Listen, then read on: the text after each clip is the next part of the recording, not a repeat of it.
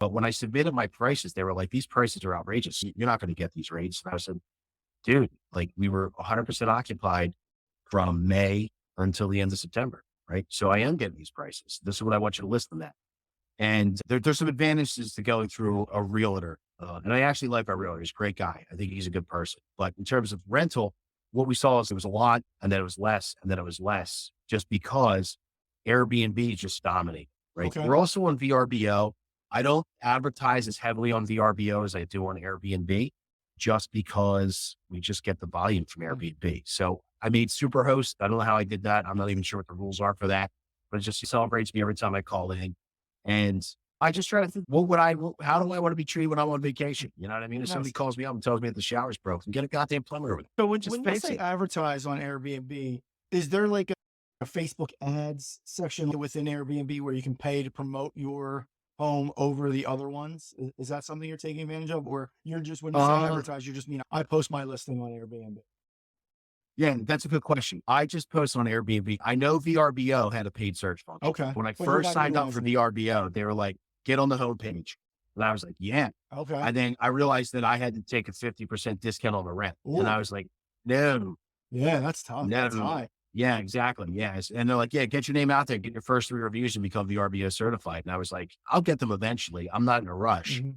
And then I don't even know if Airbnb has a marketing platform. It would surprise me if they don't have a premier host or some sort of paid platform, but I don't have to, right? Because let's see, what are we in? This is my fourth season.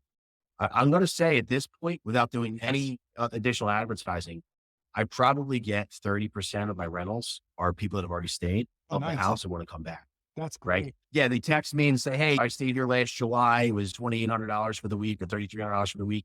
Can I do the same price? And I look back and I'm like, yeah, absolutely. These guys were great tenants. They reached out to me directly.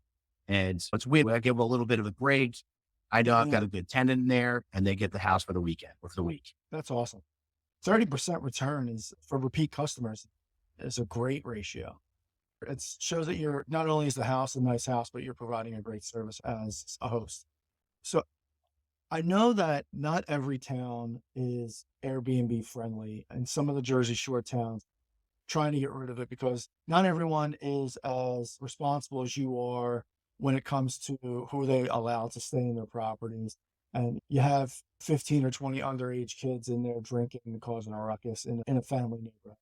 Have you faced any regulatory challenges or obstacles with your vacation home in Cape May specifically? It's interesting. Let's see.